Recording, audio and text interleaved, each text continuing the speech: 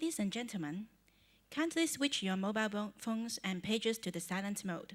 Thank you for your cooperation. Good evening, ladies and gentlemen.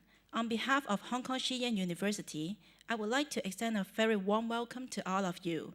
We hope you will find this event to be fruitful and engaging. We are delighted to be supported by the Research Grant Council of the Hong Kong government to launch a 3-year institutional development scheme entitled Constructing an Interdisciplinary Research Platform at Hong Kong Jian University. The scheme aims to open up a gateway for promoting interdisciplinary research collaboration at the university. By welcoming more distinguished scholars from all over the world to Hong Kong, we will be able to provide valuable opportunities for local global networking, which will undoubtedly benefit the academics and professionals across different disciplines and geographic regions. This year, Jian endeavors to promote one of its strategic research areas, decision-making. We are very honored to have invited a well-renowned expert in international economics, Professor Wong, to speak at our public lecture. We now invite Professor David Jian, Head of Business Administration Department of Hong Kong Jian University, to deliver the welcome address. Professor Jian, please.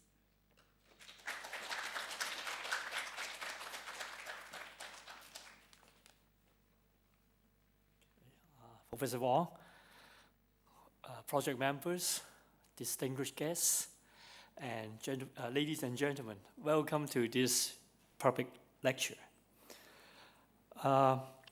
This year, Jian University endeavors to promote the strategic research area of decision-making in this IDS project.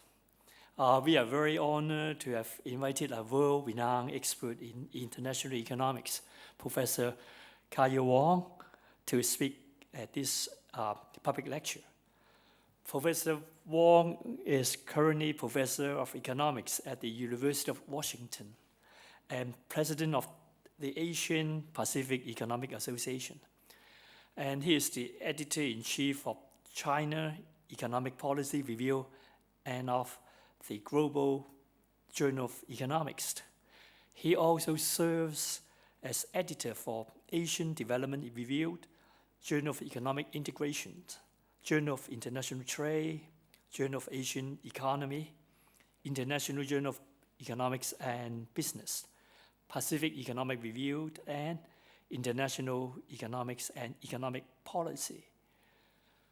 Professor Wong obtained his PhD in economics from Columbia University and has published extensively in the fields of international trade, economics, and Asian economist. He has authored an acclaimed textbook, International Trade in Goods and Factor Mobility, which has been widely received by researchers in international trade around the world. In addition to contributing research publications, Professor Wong has also organized many conferences and workshops in international trade, economics, economic growth, Asian crises, and industrial organizations to promote research interest in these areas. This evening, Professor Wong will share with us a lecture entitled Judgement in Management Risk, the One Belt, One Road Initiative, Business Opportunities and Risk Management. Let's give Professor Wong a warm welcome, please. Thank you, Professor Yuan. Professor Yuan, please remain on the stage. I would like to invite Professor Yuan and project member Dr. Bernard Lee to present the souvenir to our speaker, Professor Wong. I would also like to invite Professor Wong to come on stage and receive the souvenir.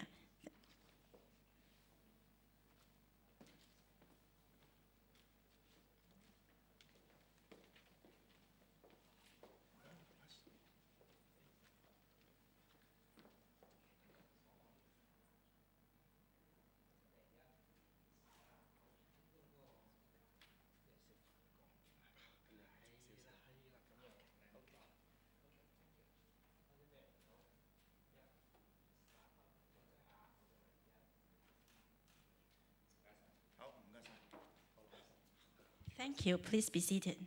It is now my pleasure to invite Professor Wong to share with us a public lecture topic, Judgment in Managing Risk, the One Belt, One Road Initiative, Business Opportunities and Risk Management. Professor Wong, please.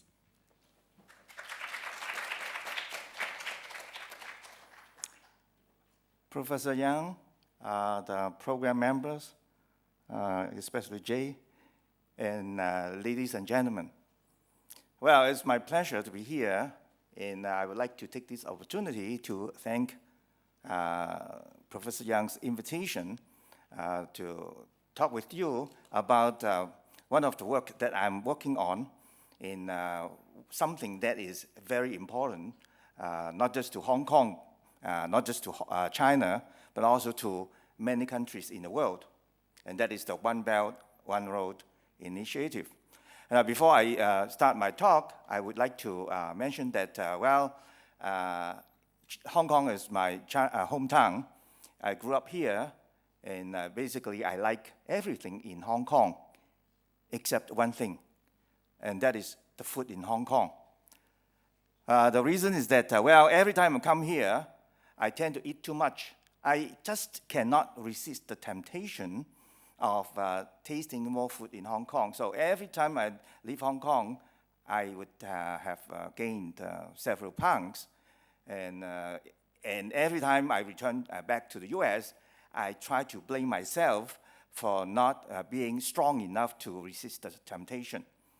But now, I would like to take this opportunity to stand up, do some kind of exercise to lose some of the weight that I gained from the dinner tonight. And unfortunately, I just ate too much tonight. Now, the talk that I would like to deliver tonight is about not just the One Belt, One Road initiative, but also some other things related to this initiative. Something about, doing business, making money, and also trying to resist or reduce the risk associated with doing business in some of the countries included in the initiative. Okay. So hope, after tonight's talk, you would know more about the initiative, and in case you are thinking of investing in some of these countries, maybe tonight's talk will give you a better picture of what is lying ahead.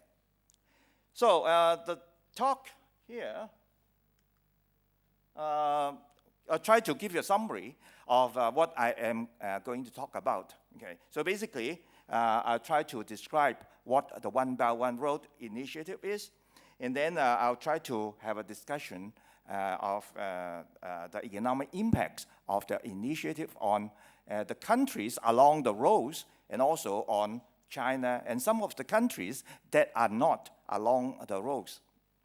And then I'll try to talk about, what kind of business opportunities that we can expect, and also how to manage the risks associated with investing in some of these countries. Well, probably you may have heard of the One Belt, One Road initiative many times, because it seems to be one of the hottest issues in Hong Kong, in China, and in some other countries as well. So as a result of that, probably you don't need me to repeat some of the things that you have heard before, but I still have to give you a rough picture of what that initiative, in order to highlight the economic impacts that I am going to talk about. So, the initiative is a huge project. Okay, you know that probably. And it was proposed at the end of 2013, which is, slightly more than 2 years ago. Okay. So it's not too long ago, but within these 2 years, a lot of things have happened. And we can say that, the initiative has already started in some of the countries. So basically, the initiative can be described by the land Silk Road and also the maritime Silk Road. So let's look at a picture, or let's look at a map of what this initiative is about. So the map shows basically, well, the land Silk Road and also the maritime Silk Road. So the land road is about, well, the connection between China and some of the European countries, going through a lot of countries using mainly high-speed railway.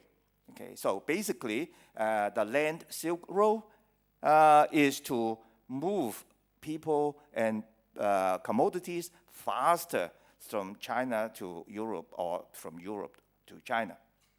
And if you look at the land Silk Road, well, basically it is not just one road, although the English name is one road, but basically it has many routes or routes, okay?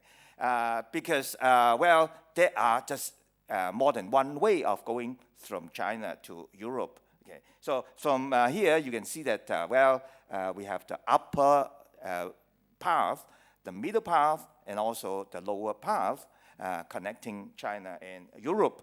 And in addition to that, we can have the maritime Silk Road moving goods and people by sea. Okay. So if we want to describe what that initiative is, well, basically we just say that the initiative is trying to move people and commodities faster, more directly from China to Europe and Europe to China. But of course, when we say China and Europe, we should not neglect some of the countries in between. Okay, so we have the Central Asia, West Asia, Middle East, Eastern Europe, and so on. So basically, there are altogether 63 countries, or maybe more, okay, in between China and Europe. Okay, and in order to ship people and commodities from one end to the other end, we have to go through these countries. Now, according to at least one article, there are altogether 63 countries that can be identified. But strictly speaking, the number is not fixed because it all depends on how the roads are to be built and how many countries would be involved. So the number 63 is not fixed. But at least for the time being, we can use 63 as the base. Okay, and try to see, well, how many countries would be involved in the initiative. Here I have a table showing, well, the relative sizes of the countries. And so basically I try to group all these 63 countries into several groups. The Southeast Asia, Central Asia, South Asia, West Asia, or Middle East, Eastern Europe, and even Africa, and also, of course, Russia and Mongolia as well. Okay, so you can see from the table that, well, basically, their GDPs are of, well, considerable sizes. In the percentage of the GDP in the world's GDP is also given here. I also showed the China's share in the world's GDP, and you can see something like, say, 13 to 14%. And out of all these 63 countries, and of course, China's size is the biggest. That is, of course, easy to understand. Okay, so you can see that, well, when we say that trying to move goods from China to Europe, so that is exactly what we are trying to say. And the countries in between are much smaller, okay? And as a result of that, the focus is on China and Europe. And after all, that is the original idea of the Asian Silk Road, okay? So we are using that term here to describe the objective of this modern Silk Road. Okay, now, in order to have a better understanding of this initiative, here I use a diagram, okay, a graph, simple graph, to show exactly what we may expect for each of these 63 countries. So here, you can see that, I try to count the event starting from 2014, because the initiative was proposed in October and then November of 2013. So we forget about the 1 or 2 months in 2013. So I start counting in 2014, and now we are somewhere here. So this is where we are here. And 0 would be the starting point for a particular country when a high-speed railway would be built, okay, and or a seaport would be built, and then it would take about 3, 4, or even 5 years in order to finish the high-speed railway or the seaport. So I put 3 plus somewhere here, okay, that signifies the end of the project. Okay, so roughly speaking, we can have stage 1 here and stage 2 and stage 3, depending on where we begin the project and where we end the project. Okay, now this would be useful for us in analyzing the economic impacts and also the business opportunities, something that I'm going to describe later. Okay, now these 3 stages actually have names, or at least I can give them names. Okay, stage 1 would be the stage in which we start promote the initiative, and we would have the Chinese government negotiating with some of the governments of some of these countries. Okay, so this is the stage when we have promotion and negotiation. And then in stage 2, we have the construction of the facilities. Facilities here refer to the high-speed railway, and also seaports, airports, roads, logistic facilities, and so on. Okay, and then when we start finishing the construction of the project, then we would enter stage 3. Now, stage 3 is the post-construction stage. Now, this stage would be very important when we talk about the economic impacts. Okay, the reason is that stage 3 would cover the time after the completion of the facility, and it can go on forever. So it can cover 10 years, 20 years, 30 years. So starting from stage 3, the economic relations between China and these countries and also Europe would be entirely different. Now, I'll talk about that later.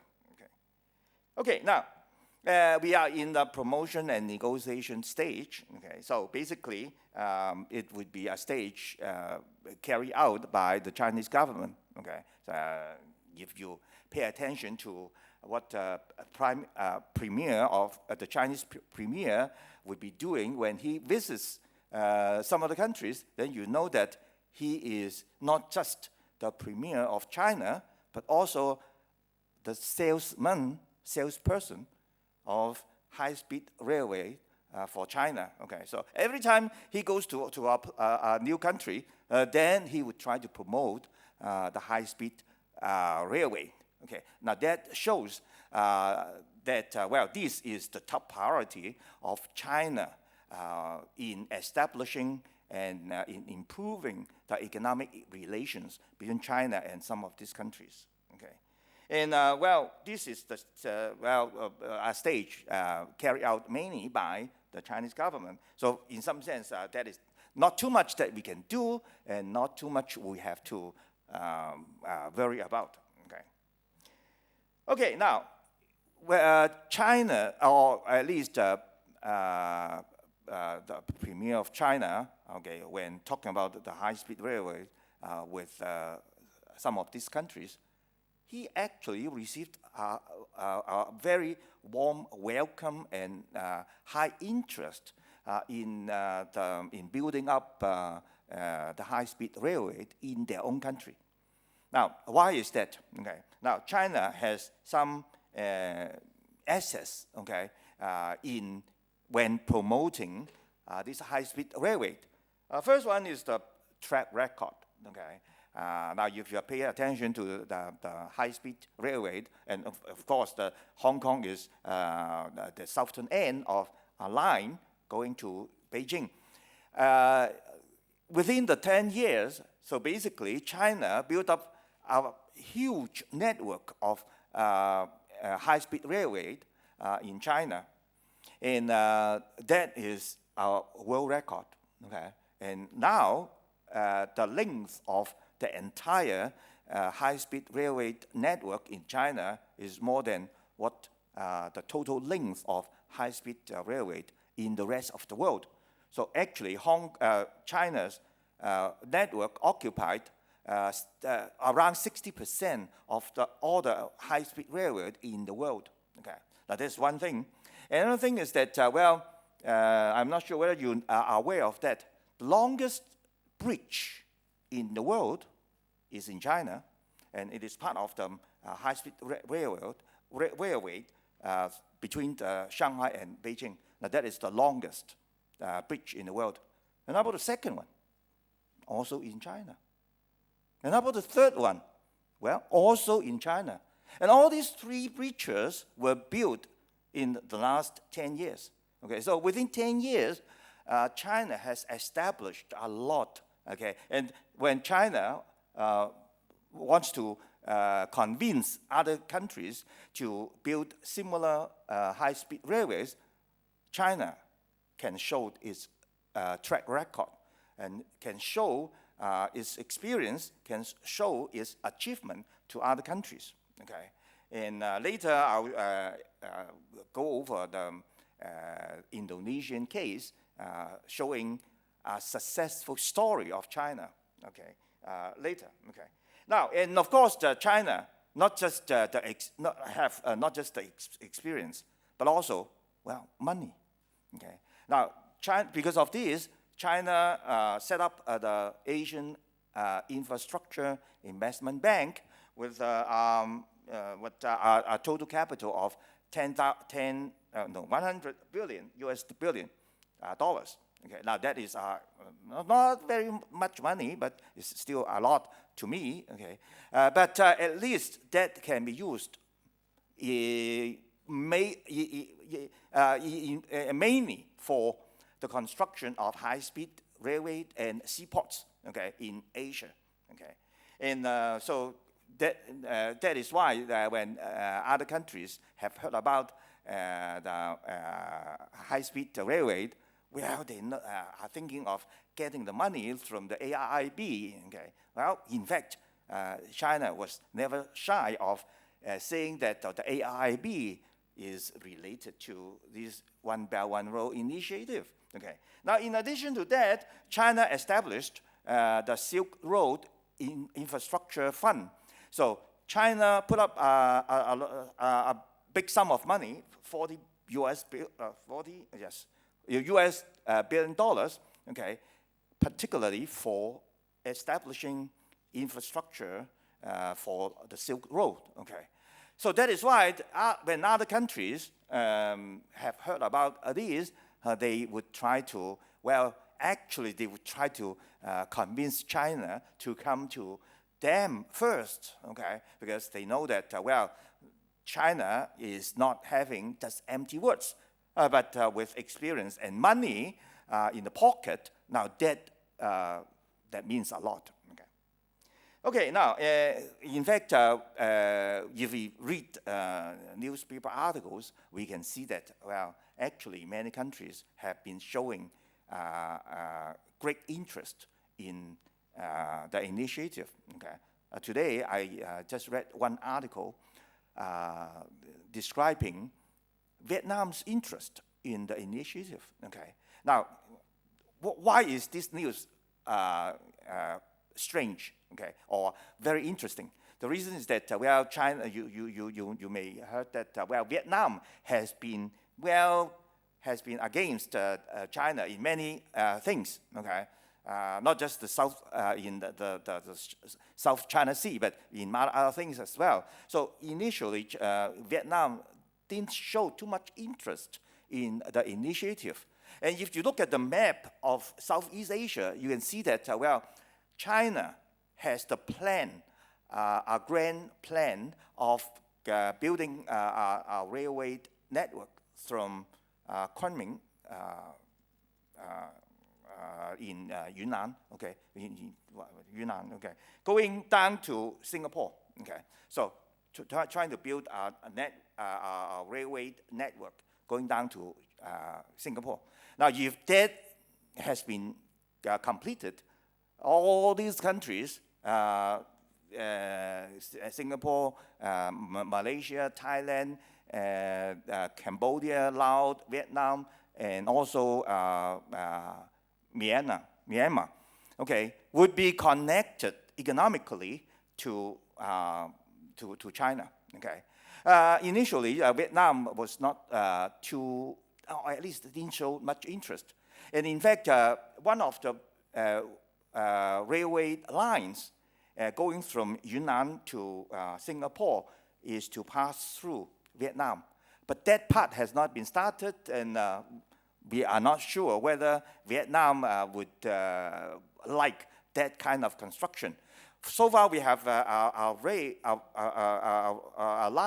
line from Yunnan to Laos, okay, and Thailand is trying to build the second foot of the line before going from Bangkok to Singapore, okay. Now there's also a west line, okay, passing through Myanmar, okay. But now today's news is that Vietnam at least expressed an interest in having such a rail line going from Yunnan to Singapore. So, okay, so what we can see is that actually people, countries have been showing various interest in having the initiative, in having the high-speed railway going through their countries, okay. Okay, now, so now, unfortunately, I don't have time to collect all these information which exists piece by piece, okay? So you need to have some time, some people to collect relevant information, okay? Now, in stage 2, we have the construction of the high-speed railway. That means we have to inject money, investment money, into the country. So suppose that we are talking about, say, Kyrgyzstan, which is on the western part of China. Okay, so we want to build our high-speed railway through Kyrgyzstan. Okay, now Kyrgyzstan, we have already a railway, but it is low-speed railway passing through Kyrgyzstan to Europe. Okay, but if we want to have this initiative, we may have to build a new railway using high-speed trains. Okay. Now, if you want to build such a new railway, we have to invest money. Okay, and then the money would come probably partly from the AIIB and partly from the Silk Road Infrastructure Fund. Okay. No matter where what the source is, we would expect that, well, we have to inject money into the economy. Okay. Now, that means that the local economy is going to receive some form of foreign direct investment. That should be good for the local economy. Now, I'll talk more about that later. Okay. And, well, the technical side, of course, would come from China's technology. Okay. Now, that is something we don't have to worry about because that's nothing I know about. Okay. But in addition to the construction of the railway lines, we would have big demand for other associated commodities. Okay, Something like, say, a screw, okay, or a chair, or something like that. Well, in order to complete the construction of the high-speed railway, we need a lot of things. Okay. Now, of course, the part of the things will come from China, but part of some of the parts may come from some other countries.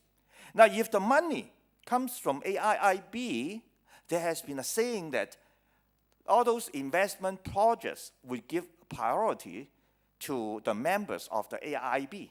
Okay, meaning that well, if you have a country in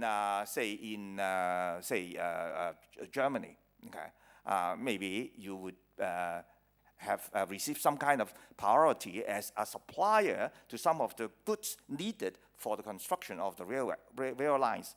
Okay, and that is in fact one obvious reason why so many countries are interested in being a member of the AIIB.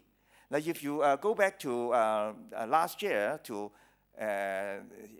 actually maybe more than 1 year ago, to see how the AIIB was formed, you will see that, well, initially the response was not that big, and the story was that, well, the US has been trying to discourage some of the countries from joining the AIIB. And then toward the end of March last year, many countries tried to join in and to become the founding members of the bank. Okay, and Germany was joined the bank within in the last week of March. Okay, now probably one reason why they are so much interested in being a member of the AIIB is that, well, their companies would receive some kind of priority in supplying parts and materials and products to the projects financed by the AIIB. Okay, and as a result of that, well, if you have a company in one of these countries, then probably you should pay attention to what is going on in the AIIB and also in the initiative. Okay. Okay. Now here, let me give you an example, a case study of what may happen in the future for some of the countries when China is building the high-speed railway. Okay, and that is the Jakarta-Bandung line. Okay, the line is an interesting case, although actually that line is not part of the Land Silk Road, because Indonesia we are talking about the Java island of Indonesia. It is away from the Land Silk Road, so this is not part of the Land Silk Road. But this can show what we may expect from future high-speed railway to be built